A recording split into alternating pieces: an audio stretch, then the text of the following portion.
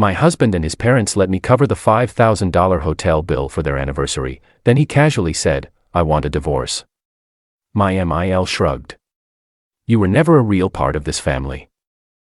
I left, but an hour later, they called me in a frenzy because we were sitting in the grand dining room of the Ritz-Carlton in Laguna Beach, the air thick with the scent of overpriced wine and lobster, when my husband leaned back in his chair, swirled the last of his whiskey, and casually said, "I want a divorce."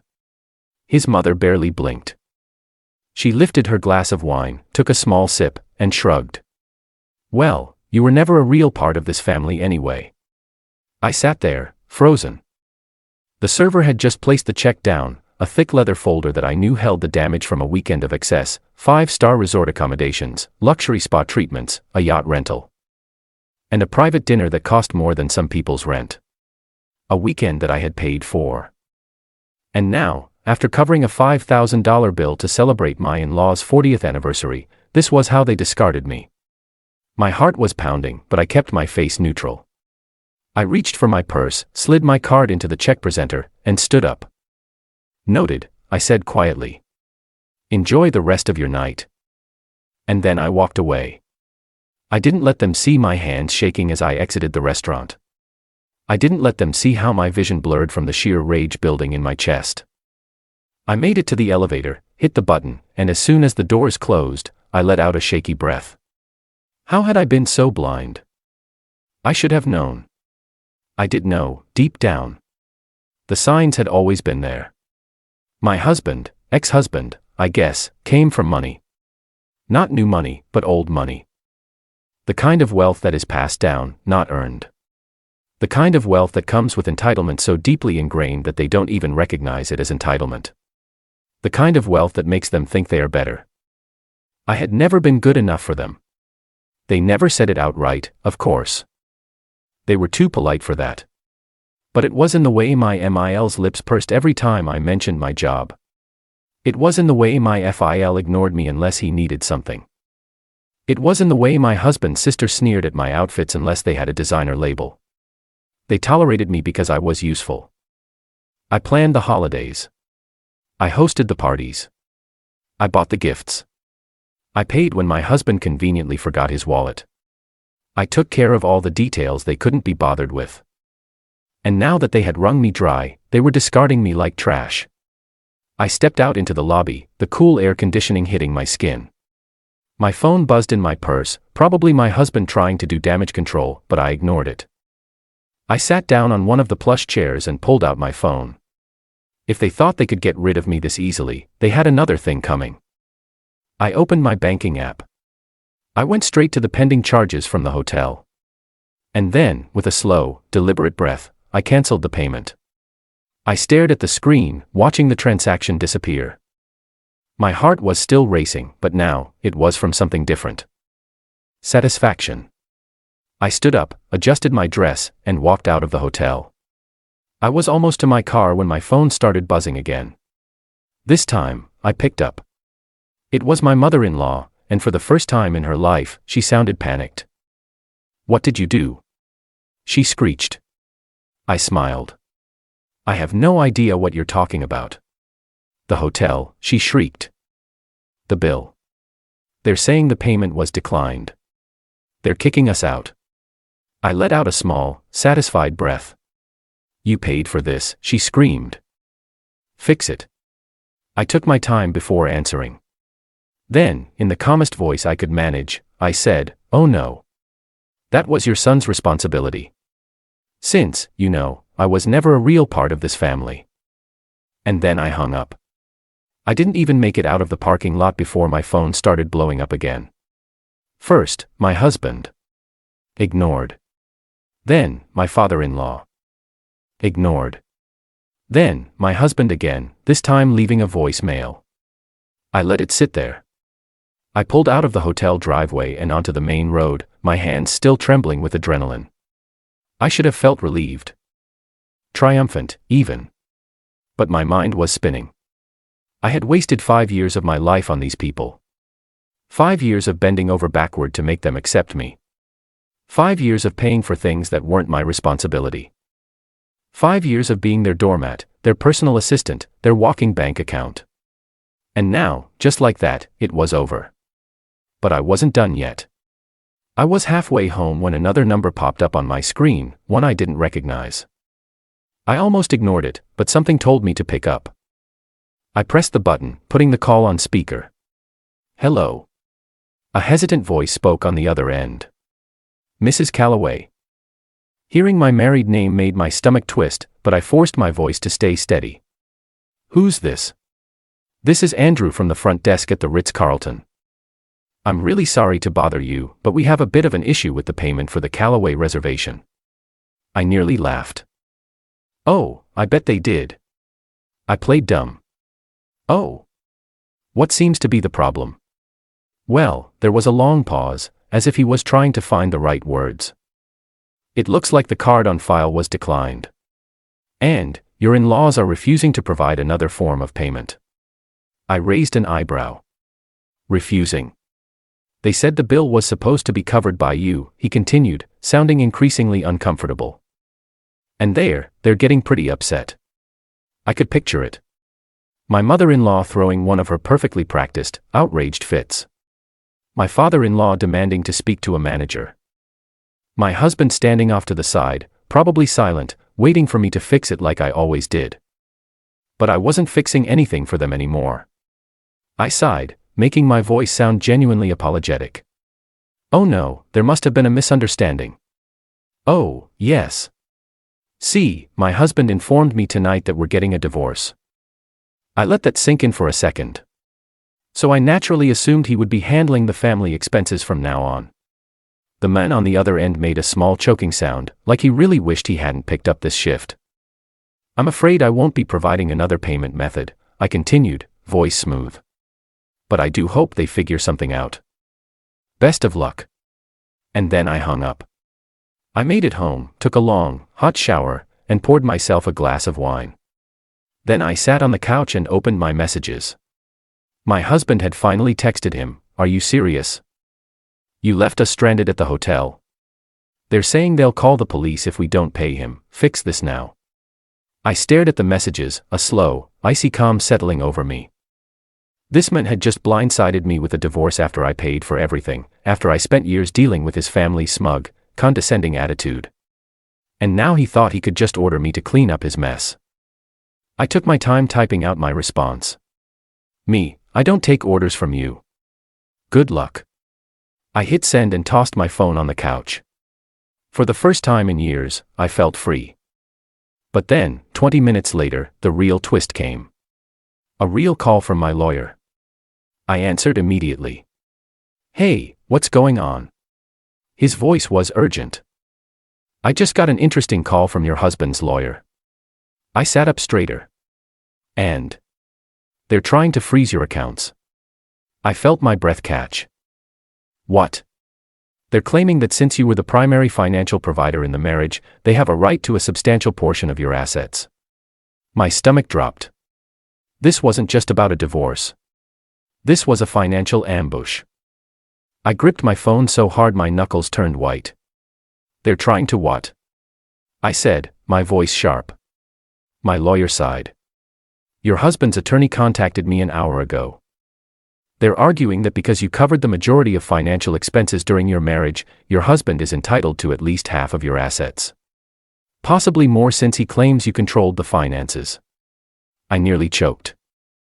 Controlled the finances? Was he out of his damn mind? I had supported this man. Paid for vacations, covered bills when he was between jobs, and now he had the audacity to claim I was financially controlling. I forced myself to stay calm. "Can they do that?" "They can try," my lawyer said. "But they're going to have a hard time proving it." He hesitated. "That said, if they successfully get a temporary freeze on your accounts, things could get complicated." My head was spinning. I had just walked out of that hotel feeling victorious. Now, I was staring down the possibility of losing everything. I took a deep breath. "What do I need to do?" "I already filed a motion to block their request," he said. "But we need to act fast. There's a good chance they'll try to move money into his accounts before we can legally stop them." That's when it hit me. I had joint accounts with my husband. Not many, but enough. One savings account, one credit card, and a couple of investment funds where I had, stupidly, listed him as a secondary holder. If he was trying to pull something, that's exactly where he'd start. I hung up with my lawyer and immediately logged into my banking app. The first account I checked was our joint savings. And sure enough, $20, $0. 00 had just been transferred out. I felt cold all over. I checked the next account. Another $7,500 gone. Panic rose in my chest. This wasn't just about our divorce anymore. This was outright theft. I grabbed my keys and ran to my car. I was going to the bank. Now, as I drove, my phone started ringing again. It was him. I ignored it. Then another call came in. His mother. I clenched my jaw so hard it hurt. I had a sinking feeling I knew exactly why she was calling. She had known. She had sat there at that dinner, sipping wine, acting smug while her son planned to rob me blind. I let the call go to voicemail. Then I got to the bank, stormed inside, and went straight to a teller. I need to freeze all joint accounts immediately, I said, my voice like steel. The woman behind the counter blinked in surprise but nodded. Of course, ma'am. Let me pull up your information. I waited, my pulse hammering in my ears. Then she frowned. It looks like your husband was here about 20 minutes ago. He withdrew everything from the savings account. My stomach twisted. And, she continued, biting her lip, he also tried to access your personal checking account. My eyes snapped up to hers. He what? She nodded. He claimed you authorized it, but the request was flagged because your name is the sole owner on that account. That's why we didn't process it. I exhaled, my hands gripping the counter. He had tried to drain everything. I looked at her, my voice deadly calm. I want to remove him from every joint account. Now. She nodded quickly and started typing. I'll get that done right away. As she worked, my mind raced. He must have known I'd figure it out fast. He must have left that hotel, gone straight to the bank, and started grabbing everything he could before I could stop him. And the worst part? This wasn't impulsive. This was planned. He had been waiting for the right moment. And now, I had to find a way to make him pay. I stood at the bank counter, heart pounding, as the teller worked to lock my accounts down.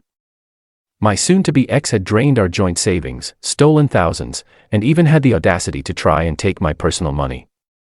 He had planned this. And he wasn't working alone. My phone buzzed again, another call from my mother-in-law. I ignored it. I knew exactly why she was panicking. She had helped him, probably encouraged him, maybe even thought they could get away with it. Not today. The teller finished and looked up. Your accounts are secure now. I also flagged the recent withdrawals for fraud investigation. I exhaled. Good. Now I need to file a formal fraud complaint. She nodded and called over a manager. Within minutes, I had everything in motion, legal complaints, fraud reports, and paperwork that would send his stolen money under a microscope. But I wasn't stopping there. As I left the bank, I called my lawyer. Freeze every asset tied to my name, I said. If he tries to touch anything else, I want it flagged immediately. You got it, he said. But you might also want to file a police report. This isn't just a bad divorce, it's theft. I gritted my teeth. Oh, I plan to. I drove straight to the police station. By the time I finished filing my report, it was almost midnight. I was exhausted, emotionally drained, but I wasn't done yet. I went home, poured myself another glass of wine, and pulled up my husband's emails. See, he wasn't very smart. He used the same passwords for everything. And I still had access. I scrolled through his inbox, looking for anything useful, and then I found it. An email from his lawyer, dated a month ago. It was all there. The drafted divorce papers, the financial strategy, the plan to blindside me at dinner after I had paid for everything. My hands tightened around my phone. This wasn't just betrayal. It was premeditated fraud. And then, a few emails down, I found something even worse. A conversation between him and his mother. I'll make sure she pays for the whole trip. She won't see it coming. MIL good. She always acted like she belonged in this family. This will be a nice reminder that she doesn't. I swallowed down the pure rage building inside me. They had planned this together. And now I had the proof. I forwarded everything to my lawyer. Hope you're awake because I want to destroy them. 15 minutes later, he called me back. Oh, this is good, he said, his voice almost gleeful. This isn't just fraud. This is conspiracy to commit fraud. I took a slow breath. What's next? Next. He chuckled. Next, we take everything from them. The next morning, my soon-to-be ex and his dear mother were probably still sleeping off their expensive wine and tantrums when the legal storm started rolling in. First, the bank flagged the withdrawals as fraudulent. Since I had proof they weren't authorized and were done after he announced his intent to divorce me, the bank locked the transactions for investigation. That meant he couldn't access the money he stole. Then the police contacted him. Because guess what? Draining a joint account after filing for divorce is considered marital fraud in California. And since he tried to take money from my personal account, that was outright theft. By noon, my lawyer filed an emergency financial restraining order against him. That froze everything he had, including assets his parents had transferred to him over the years. Then came the civil lawsuit. I was suing him for the stolen money, plus damages. And because I had proof his mother was involved, she got dragged into the lawsuit too. By the afternoon, my phone finally rang. It was him. I picked up. Hello. His voice was tight. What the hell did you do? I smiled. Oh, what seems to be the problem? You froze my accounts. The bank is saying they flagged my withdrawals. The police are involved. Are you serious? I sipped my coffee. Very. You can't do this, he sputtered. Oh, but I can, I said smoothly. See, you were the one who tried to rob me. And now you're dealing with the consequences. He was silent for a moment. Then, in a lower, desperate tone, he said, "Can we just talk?" I laughed. We are talking. But if you mean a conversation where I agree to clean up your mess. Not happening. You don't have to ruin my life over this. Funny, I mused, because that's exactly what you tried to do to me. I let that sink in for a second before hanging up. I blocked his number. Then I sat back, sipping my coffee, feeling lighter than I had in years. The fallout was glorious. The police didn't just take my report lightly, they dug deep. Turns out, my husband had been skimming money from other accounts too, including his own family's trust fund. When his parents found out, they turned on him immediately. My mother-in-law. Oh, she tried to play innocent. But the email proof of her involvement in the fraud was enough to slap her with her own legal troubles. By the time my lawyer was done, my husband had no choice but to settle. I got everything. The money he stole. Returned, plus damages. The house. Mine. His car. Sold to cover legal fees. My mother-in-law's reputation. In shambles. And the best part. That luxurious hotel they tried to screw me over for. My lawyer made sure the lawsuit included reimbursement for every single penny I spent that weekend. In the end, my ex was left with nothing. No money, no house, no family backing him up. And as for me, I walked away with my head held high, richer, wiser, and finally free from the toxic weight of that family. Justice served.